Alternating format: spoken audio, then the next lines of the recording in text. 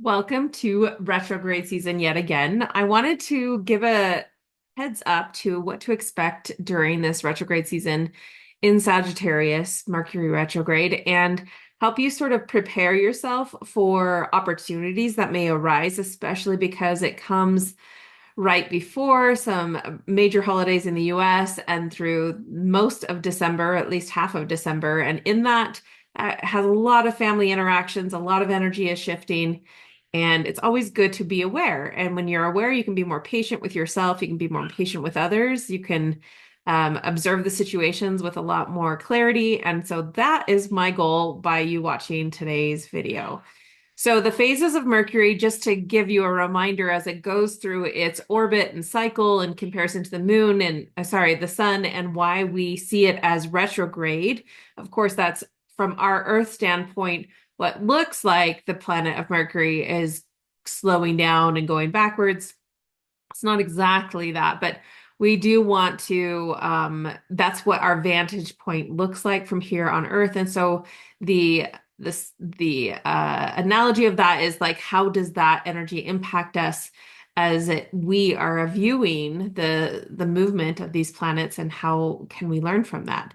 So it was back September 30th that it was a solar conjunction when Mercury and the Sun were together in Libra. And this started this superior conjunction was the beginning of this cycle and this phase of Mercury. Um, and then as we hit the pre-shadow period was started November 7th. So paying attention to what has happened between November 7th and November 26th, this is the time where a planet sort of overextends itself. And in that pre-shadow period, if there were Mercury-like issues showing up for you, that's when you need to really pay attention to that, because those will be revisited multiple times as we go through this retrograde season. So on November 26th, this is Tuesday, November 26th at 22 degrees 40 minutes Sagittarius, the Mercury will station retrograde. And during the first half of retrograde season, it really is more of a it's more of a like, let's get the things done that we have sort of put off.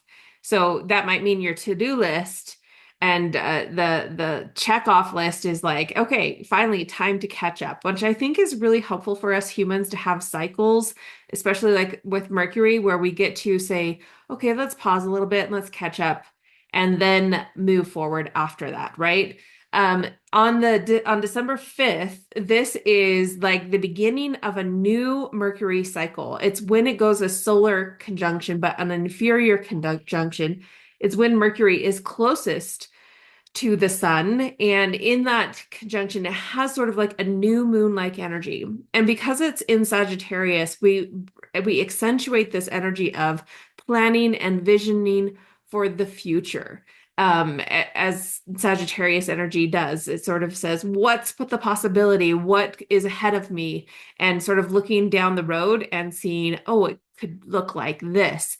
And that is the time at that conjunction where instead of catching up, you start moving into planning for the future mode. Okay. And that's the second half of the retrograde season for Mercury.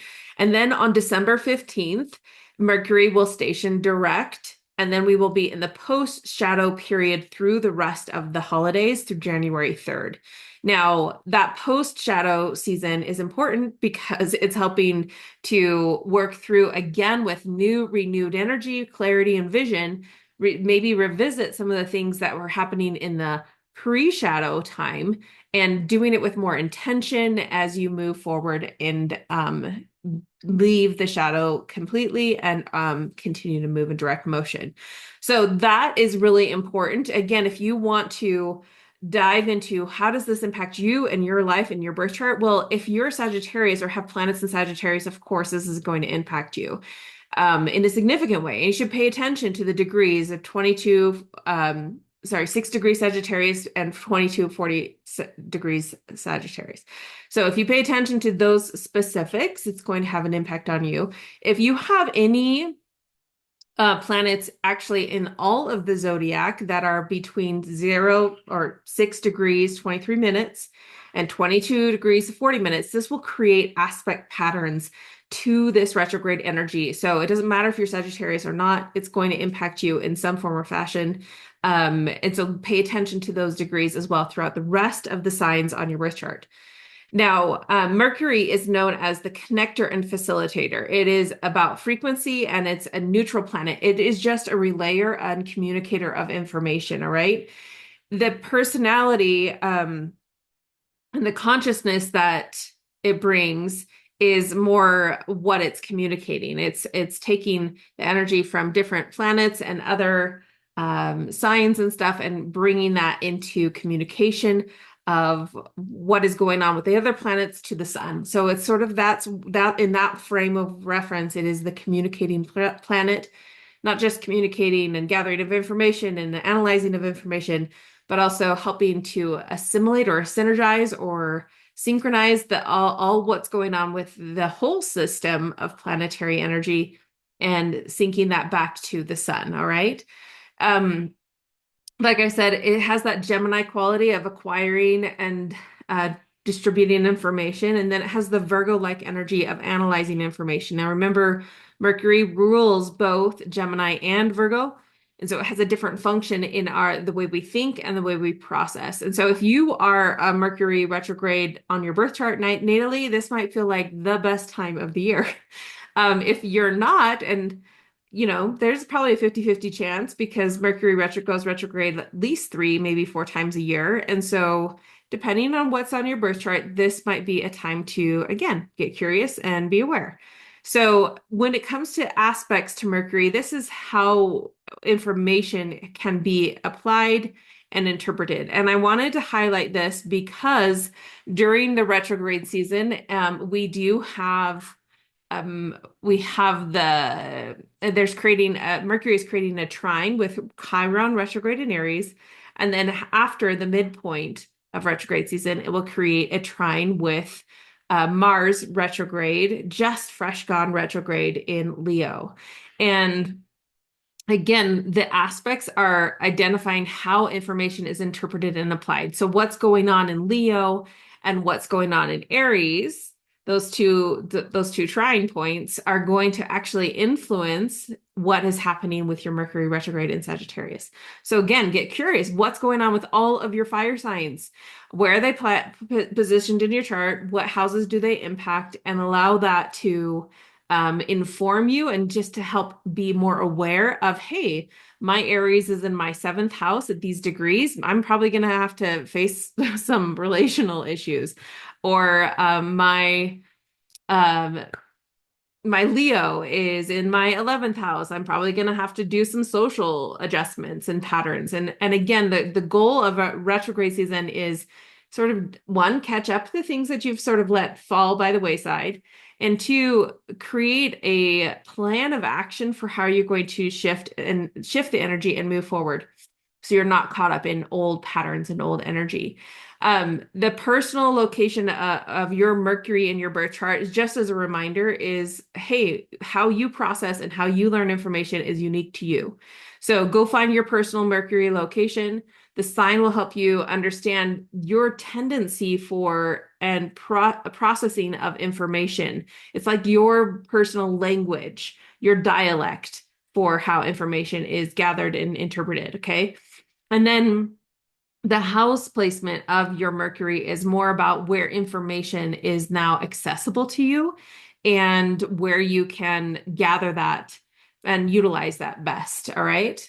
So another thing to consider with this Mercury retrograde in Sagittarius is, again, we talked about this, paying attention to the degrees of what's going on between 6 degrees, 23 minutes and 22 degrees, 40 minutes, because that is the apex of the retrograde season between those degrees. And when we're talking about Mercury and Sagittarius, just a few questions to chew on as you be aware of this energetic shift is, what assumptions, this is some Sagittarian themes that you have to consider and needs of Sagittarius that Mercury is going to help apply its energy to. What assumptions or behaviors do you have that might be a dogmatic attachment, that you're just like, this is the right way, it's the only way, that you actually might need a challenge. And that challenging energy is the Mercury saying, hey, do we really think this? Or can we think about it a little bit more? Um, Another thing but Sagittarius wanting greater freedom and meaning and purpose. So thinking and realize or analyzing and looking at what is the greater meaning and purpose of your life. Are you in alignment with that right now? Do you need to make some adjustments? And considering that as you go through retrograde season. Another pattern, Mercury loves talking, right? And listening, conversation, communication. So who and what can help expand your horizons?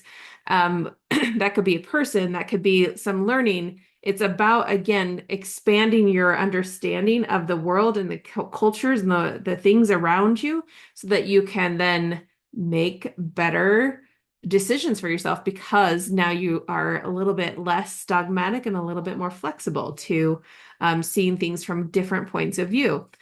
Who can you speak with about the bigger picture of life? Maybe there's somebody who you're just like, I just need somebody to go high level with me. I need to talk about the vision and the potential and the opportunity.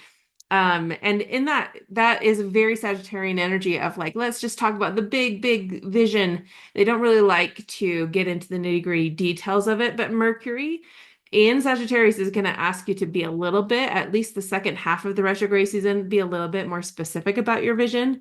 And especially as we go direct from the 15th to January 3rd, be more intentional about the implementation of your vision. Okay. And then another thing is what patterns Sagittarius energy loves and can see wonderful patterns. And they gather so much information, all these little dots up in their sky and their little heavens, and then they are able to connect those dots in wonderful ways. And then once they've connected it, sometimes they feel like, oh, it's here. This is the way. Oh, this is the way. This is the only way. And instead of getting to the assumption that you have arrived at the complete truth, it's more of holding space for and being curious enough to say, maybe there's more dots I need to um, connect, more patterns to be seen before I make my conclusion and my full assumption. All right. So again, the energy here with Mercury is about gathering information and then reviewing what you have gathered. So maybe you do go through that gathering during retrograde season, but most oftentimes retrograde season is more about reviewing what was gathered so that you can file it away, organize it, align it, and put it into place so that you can actually, as a person, move forward. That is one of those cool things about retrograde season. We sort of get our life in order again. And right during the middle of our Mercury retrograde season, Mars will also go retrograde on December 5th or 6th. And in that energy, it's going to allow for some accentuated internal opportunity for how do you direct your power source. That Mars energy is really about taking action. And sometimes we get frustrated with our lack of being able to take action. And and that comes out in anger or in some expression towards others outside of us. And when we go into retrograde, it's more, it can start being directed towards ourselves.